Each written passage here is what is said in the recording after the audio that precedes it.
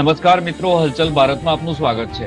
રાધનપુર મામલતદાર કચેરી ખાતે આધાર લિંકિંગ માટે વાલીઓનો હોબાળો પોલીસ મામલતદાર કચેરી ખાતે દોડી આવી હતી।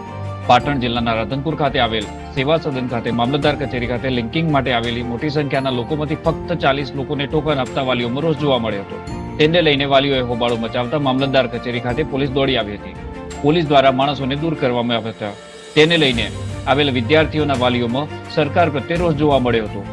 મોટી સંખ્યામાં શિષ્યવૃત્તિ માટે વિદ્યાર્થીઓને આધાર કાર્ડ અને રેશનિંગ કાર્ડનું લિંકિંગ કરાવવાનું હોય તેને લઈને વિદ્યાર્થીઓ અને વાલીઓ મામલતદાર કચેરી ખાતે આવ્યા હતા, પરંતુ 40 લોકોને ટોકન આપતા બીજા વાલીઓ અંદરથી અસંતોષ ફેલાયો હતો। તેને લઈને વાલીઓએ મામલતદાર કચેરી ખાતે રોષ પ્રગટ કરતા હોબાળો મચાવ્યો હતો। તેથી મામલતદાર દ્વારા પોલીસને બોલાવવાની ફરજ પડી હતી।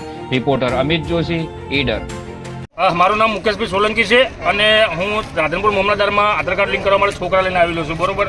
તો લગભગ 40 ટોકનો આપે છે ને એક કોમ્પ્યુટર છે, તો લગભગ પોતા ગરીબ માણસો પોતાના ભાડા ભાજી ધક્કા ખાય છે, કાંઈ કામ થતું નથી। તો સરકારને અને કલેક્ટર સાહેબને અમારી વિનંતી છે કે ગામડામાં કાંઈક વ્યવસ્થા કરે, કાં તો પ્રાથમિક શાળામાં વ્યવસ્થા કરે એવી અમે અપીલ કરીએ, એવી વિનંતી કરી રહ્યા છીએ। મારું નામ જોશી નિર્મળાબેન ભીખાલાલ। આજે હું 5 દિવસથી ધક્કા ભૂખીને તરસી છોકરા લઈ અને આ રોજ ધક્કા ખાઉં છું, પણ કોઈ એનો નિર્ણય આવતો નથી। 40 ટોકન આલે અને હોય 200 જણા, તો 40 ટોકનને ભાડા ભરી અને ભૂખ્યા તરસે અમે આ રહીએ, બરોબર। તો હવે આનો જલ્દી નિર્ણય લાવો, નકર ફરીને રેલી 50,000 માણસ આ કે રાધનપુરના ગામડાના લઈને આવવાના છે, બરોબર। એટલે જે તે જલ્દી આનો નિર્ણય લાવવાનો। હા, હવે અમારાથી ભૂખ્યા તરસે નથી રહેવાતું, પાણીની સગવડ નથી, છોકરા બચ્ચાના ભૂખ્યા ભૂખ્યા ચાઉ ધીરે આટલા નિશાળું બગડે એ અલગ જોવા મળે।